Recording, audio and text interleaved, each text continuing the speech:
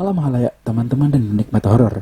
Di sini saya bukan ingin menakut-nakuti, tapi cuma ingin sekedar berbagi cerita horor yang pernah saya alami. Sebelum masuk cerita, entah kalian percaya keseluruhan cerita ini adalah real atau cuma elaborate hoax, terserah kalian yang menentukan. Cerita berawal dari sekitar semester 5, semester 6 ketika saya masih di kampus. Saya kuliah di salah satu kampus UIN di Jawa Timur di Fakultas Hukum. Normalnya kita di Fakultas Hukum ada 2 praktikum, di Pengadilan Negeri dan yang satunya adalah di Pengadilan Agama. Nah, di periode pertama di Pengadilan Negeri mendapat jatah praktikum di Pengadilan Negeri di kota besar, salah satu kota besar di Surabaya Raya. Saya memisahkan diri ketika saya praktikum di Pengadilan Negeri. Saya tinggal pisah dengan teman-teman sekelompok. Teman-teman ada yang dikontrak, ada yang di kos. Tapi saya memilih untuk sendiri di kos tersendiri. Tidak ada kisah horor yang terlalu menarik di waktu saya menjalankan praktikum di Pengadilan Negeri. Tapi cerita horor ada ketika saya di periode selanjutnya, yakni praktikum di Pengadilan Agama. Saya praktikum di Pengadilan Agama di salah satu kota yang ada di timur Pulau Jawa. Bukan di desa-desa, bukan di pelosok, bukan di hutan, bukan juga di pedalaman seperti cerita-cerita KKN yang tahun lalu. Cerita praktikum ini tetap berada di Pengadilan Agama di sebuah kota, bukan di desa. Kotanya berada di kota area Tapal Kuda, Jawa Timur. Kalau kalian belum tahu area Tapal Kuda Jawa Timur itu mana, area Tapal Kuda Jawa Timur itu meliputi kota-kota seperti Pasuruan, Probolinggo, Banyuwangi, dan Jember. Beda dengan periode praktikum di Pengadilan Negeri.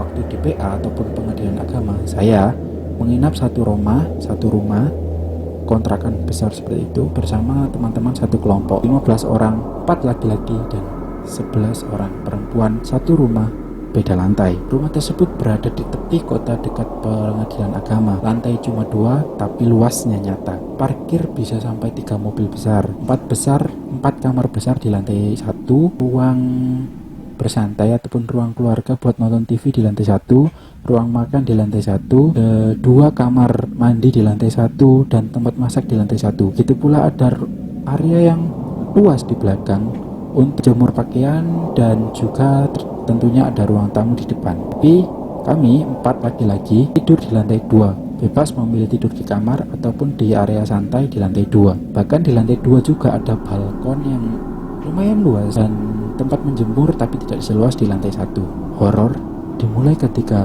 4 orang laki-laki yang salah satunya saya tidur di hari pertama. Di hari pertama saya sudah tidak terasa enak ketika tidur. Alhasil saya tidak bisa tidur karena saya resah dan juga akibat luka lambung yang saya rasakan. Saya terjaga dari pukul 9 ketika teman-teman sudah tertidur sampai pukul 1. Ketika itu saya hanya ada 2 pilihan. Saya membuka mata atau menutup mata, dan ketika saya membuka mata saya akan melihat tangga atau jendela.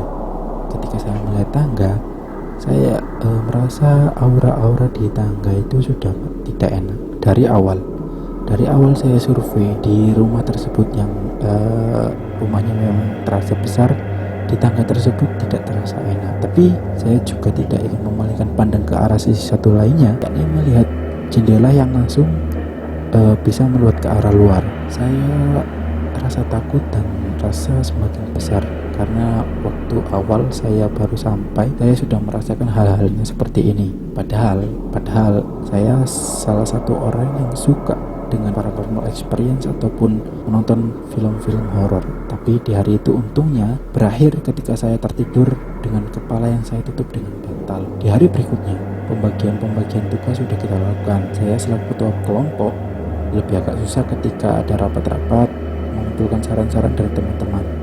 Kita berapa kali setiap hari minimal 1 kali lah ada rapat waktu malam. Ketika di minggu awal rapat, rasa aneh sering saya rasakan. Rumah ini termasuk rumah yang cukup lama. Bentuk bangunannya dan dekorasi bangunannya itu model-model sebelum tahun 2000-an dengan aksesori foto yang terlihat kuno. Karena yang punya rumah ini ternyata adalah orang Indonesia yang menikah dengan orang Jepang dan lama tinggal di Jepang.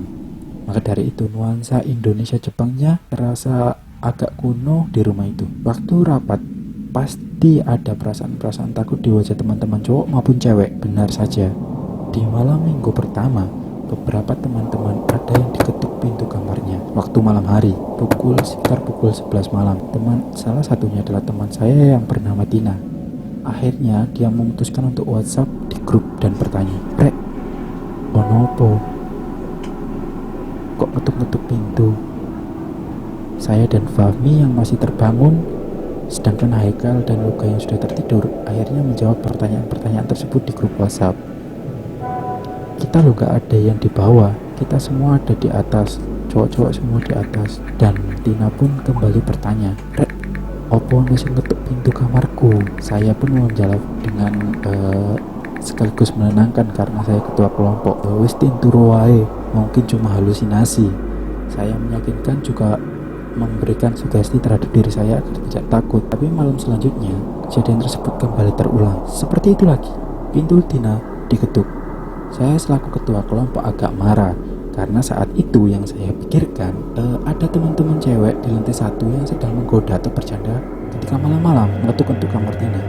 Tapi saya pastikan, saya WA teman-teman perempuan satu persatu, tapi ternyata semua pun offline. Saya pun coba telepon juga offline. Hanya Tina dan 2 orang cewek di kamar Tina, dan kita cowok berempat di lantai 2 yang masih belum tidur. Saya pun kembali menenangkan Tina yang bertanya-tanya di grup WhatsApp. Di malam berikutnya lagi, di keesokan harinya 3 kali berturut-turut. Di malam berikutnya Tina kembali mengabari, tapi di malam ini bukan melalui WhatsApp grup, melainkan melalui telepon, panggilan telepon. Terdengar suaranya lirik menyuruh teman-teman cowok turun.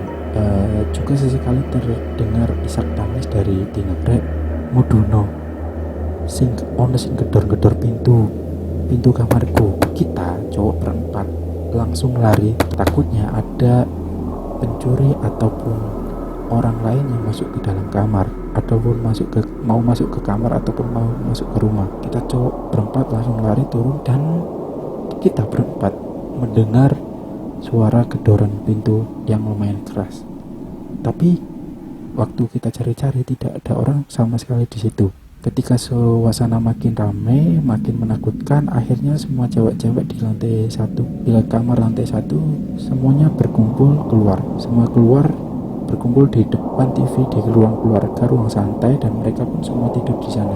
Cowok-cowok tidur di depan di ruang tamu. Keesokan paginya kita beraktivitas seperti mahasiswa praktikum lain yang pagi berangkat ke pengadilan agama untuk menimba ilmu, mempraktikkan ilmu yang kita pelajari, dan kami berencana untuk berdoa bersama nanti malam. Dan kita juga mengantisipasi dengan adanya rapat, kita harus adakan lebih malam supaya kita tak agak capek dan langsung tidur ketika malam. Di minggu kedua kita rapat agak malam. Gangguan ketuk pintu sudah tidak ada, tapi perasaan seram masih menempel lengket di mental-mental teman-teman cewek maupun cowok. Kita sembari memutar musik dan menyalakan TV waktu malam hari. Diiringi suara rapat teman-teman, saya fokus menyicil laporan-laporan harian. Yaitu ada yang tidak sengaja memfoto saya ketika menyicil sebuah laporan tersebut. Saya menghadap ke laptop dan di belakang saya ada sebuah kaca wastafel. Lah, ketika saya menyicil dengan santai dan banyak orang, saya menyicil tersebut tidak sengaja difoto oleh teman-teman saya untuk sekedar foto-foto iseng. Awalnya tidak ada yang aneh dengan foto tersebut sampai hari berganti menjadi pagi. Kita berangkat ke pengadilan seperti biasanya.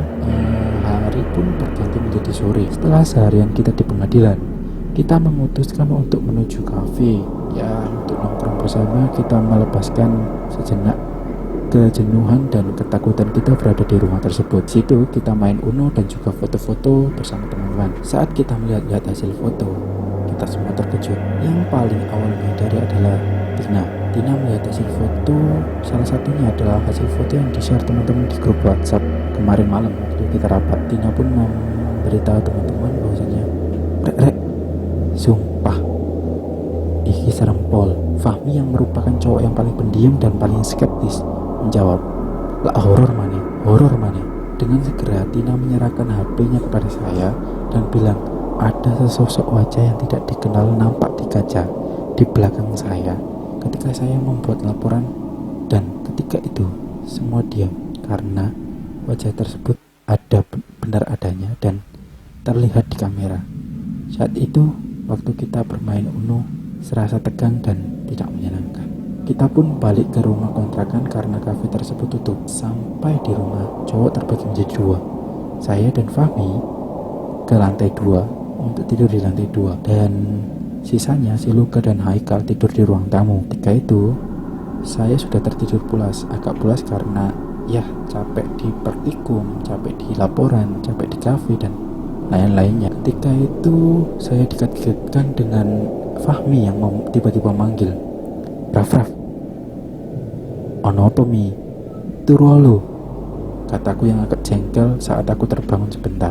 Tiba-tiba Fahmi menutup kepalanya dengan bantal seperti yang saya lakukan waktu awal saya tidur pertama kali di situ. Saya pun agak penasaran ya karena Fahmi memang cowok yang pendiam dan agak skeptis dengan hal tersebut. Lapo mi?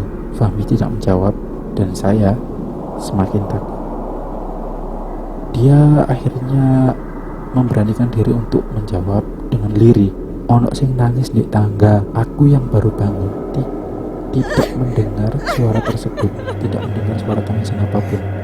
Akhirnya saya meyakinkan Fahmi untuk kembali tidur dan memutar murotal ayat suci. Semakin lama Fahmi tidak merasa bahwasanya dia semakin tenang, tapi semakin lama dia merasa semakin resah dan tidak karuan, menutup kepalanya dengan bantal. Kali-kali dia menutup telinganya dengan hajar. Dia pun kadang menutup kepalanya dengan kaos yang dia pakai, kaos tidur yang dia pakai. Seketika itu saya pun kaget untuk kedua kalinya. Dia itu teriak, "Ga." Merasa teriakannya tidak dijawab, dia pun lari ke lantai 1.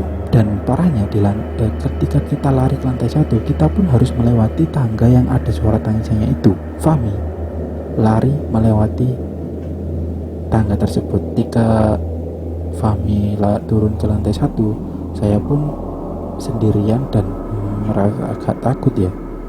Akhirnya saya pun ikut turun ke lantai 1. Semua teman-teman akhirnya kembali merasakan sensasi seram di malam hari. Ketika itu semua teman-teman kembali tidur di luar kamar. Yang cewek-cewek berada di depan TV dan yang cowok-cowok di depan, maksudnya di ruang tamu. Malam itu semua teman-teman merasa takut ya. Meskipun banyak sebenarnya paranormal experience yang serupa, tapi saya rasa saya harus skip karena karena durasi.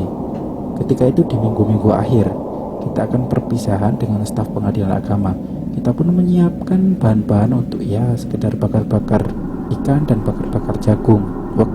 Ketika kita menyiapkan jagung di belakang rumah kita bisa merasakan bahwasanya di belakang rumah itu sudah ada banyak pohon-pohon besar, banyak pohon-pohon yang membuat suasana semakin dingin dan gelap. Waktu itu bareng-bareng beramai-ramai mengupas kulit jagung dan lain-lain, baluti jagung dengan butter dan lain-lainnya. Ketika itu hampir semua saya dan teman-teman saya, cowok maupun cewek, dikagetkan dengan suara lemparan yang keras ke arah atap di samping kita. Jadi suara dar itu terasa mengejutkan, mengagetkan dan membuat sensasi horor kembali muncul. Sensasi horor tersebut kembali muncul. Semua termasuk saya lari ke depan rumah. Dan di hari itu dari pukul 8 malam sampai pukul 11 malam tidak ada satupun yang berani masuk ke rumah tersebut. Laki-laki perempuan semuanya, tidak ada yang berani. Saya pun sebagai ketua yang seharusnya membuat positif respon, tidak ada yang keluar dari mulut saya. Dan saya pun merasa ketakutan di malam itu. Sampai kita pun terasa capek waktu pukul 12 dan di pukul 1 kita beranikan masuk bareng-bareng dan tidur. seperti biasa tidur di depan TV, yang laki-laki di ruang tamu. Tidak ada yang berani naik ke atas ataupun ke belakang. Sampai keesokan paginya kita kembali ke rutinitas praktikum. Di akhir-akhir kita akan packing balik. Sorenya kita kembali menyiapkan bahan-bahan bakar seperti bahan-bahan untuk bakaran seperti jagung dan ikan. Tapi bedanya kita tidak menyiapkan di belakang rumah, kita menyiapkan di depan TV dan sekaligus kita langsung bawa ke depan. Saat itu rumah terasa ramai karena diisi staf-staf pegawai pengadilan agama juga yang ikut datang meramaikan. Hari berlanjut tinggal 3-2 hari sebelum kita packing ke pulangan kita ke rumah. Tapi rumah tersebut terasa sangat nyaman dan tidak ada gangguan apapun di hari-hari terakhir.